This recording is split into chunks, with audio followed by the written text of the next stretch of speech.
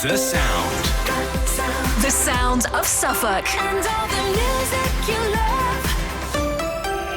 BBC Radio Suffolk. Now, I mentioned that we'd had a message through to say that Rosemary, this is Rosemary who lives near Woodbridge, believes she saw a golden eagle the other day. And I just had to find out more. And she is on the phone to us now. Afternoon, Rosemary. Hello, how are you? I'm all right, thank you. So tell me what you saw.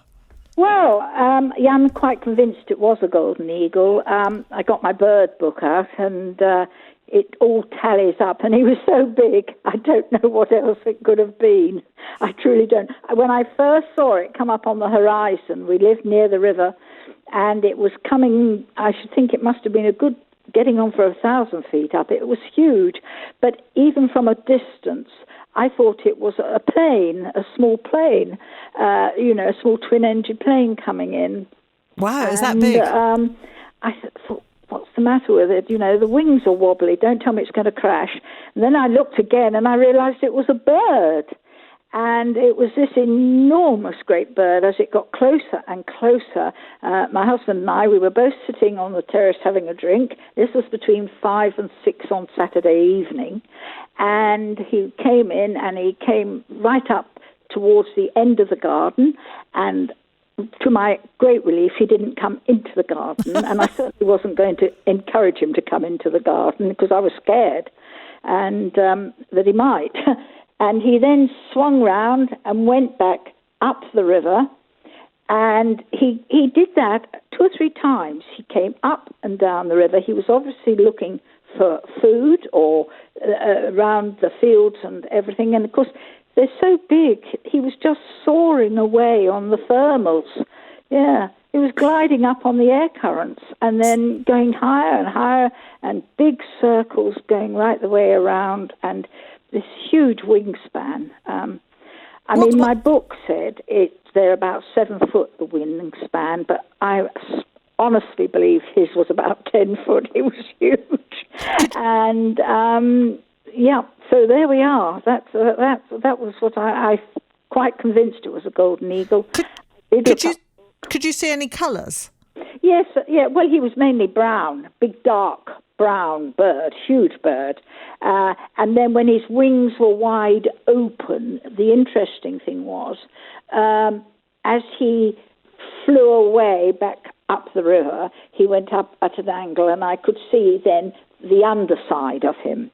And basically it was like there was either a white or yellowish white bar that went across the back of him over his wings. He didn't have a white tail or anything like that.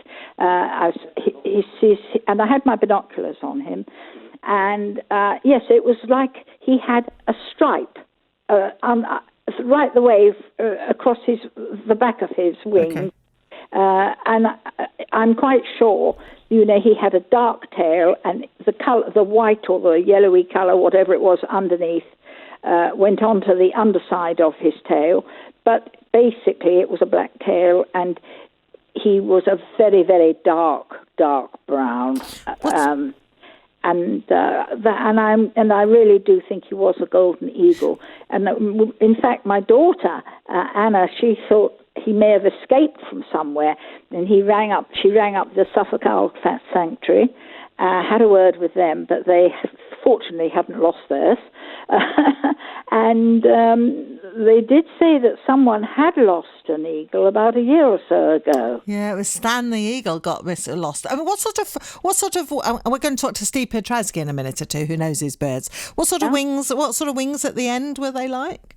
Well, they were vast wings, and you could see like almost individual feathers, gaps between, or because it was all spread wide out, and they ended up. It was a solid wing, but at the very tip there were several free feathers. So feathery wings. And what sort of a tail? Well, it was a fan tail, and then, as I said.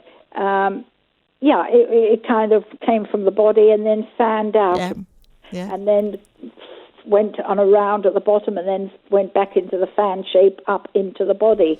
But it was a very distinct colouring and markings under the underside of the bird on the wings and the tail at the back. It sounds amazing. Let's bring in Steve Piotrowski. Steve knows his birds. He's the author of The Birds of Suffolk, president of the Waveney Bird Club as well. He should know if anyone does. Hello, Steve. Oh, well, I'm sure, yes. Well, I'm listening. Hello there, Leslie. Hello, hi. Well, that's a very, very good description you gave there, because clearly you've seen an eagle.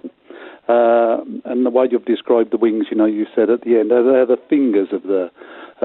they call it those the fingers at the end where they all spread out. Description, actually, fingers.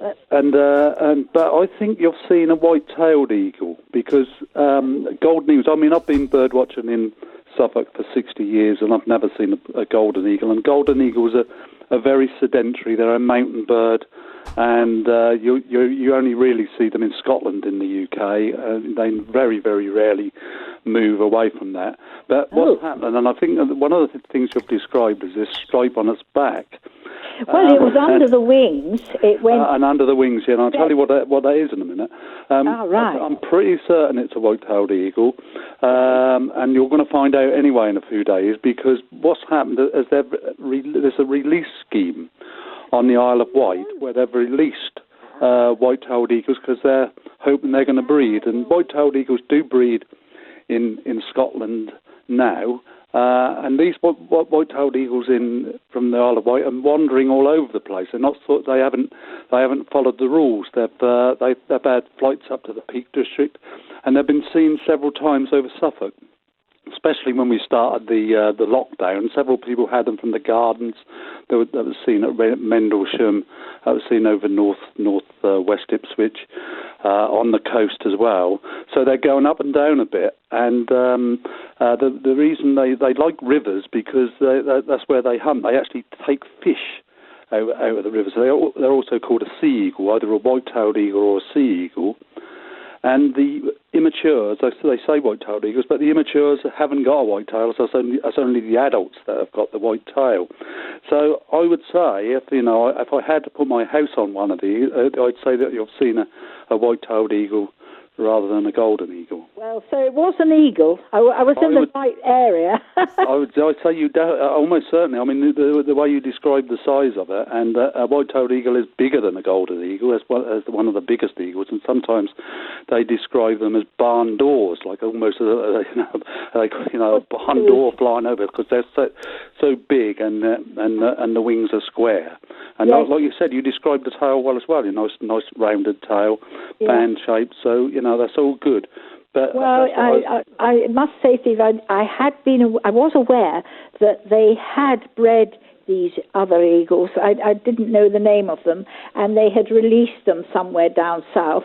Yes, at the Isle of Wight. Yes. I did wonder because they must cover miles. So he just sat on top of these thermal air currents, and it was though he was just drifting and sound asleep on top of them, and just going with them and round and great big. Yes. You're describing them very well, but I'm just thinking about that. You see, they have a satellite tracker attached to them. Oh, so you can actually go online and you can actually trace where these birds have been seen. Really? I must do that. So is there a certain website that one can get on? There is, and I haven't got it off the top of my head. I know I think it's a chap who's actually in charge of the project called Roy Dennis. So I think if you actually type in Roy Dennis into Google, you'll probably find that okay. But I mean, that's usually a few days after that the results come through. They don't come through immediately. But almost certainly sounds. And these stripes you described, that may well be the harness for the satellite tracker. Although I'm not sure how they've put that on. Steve, I was going to say there was at one time suggestions that they'd release them here, and people were not thrilled at the idea, were they? Exactly. Yeah, I think that was a big mistake. I mean, I think that would have brought a lot of tourists here, and we'd a lot of prosperity to Suffolk. That was a big mistake stopping the project here. Natural England done a lot of work.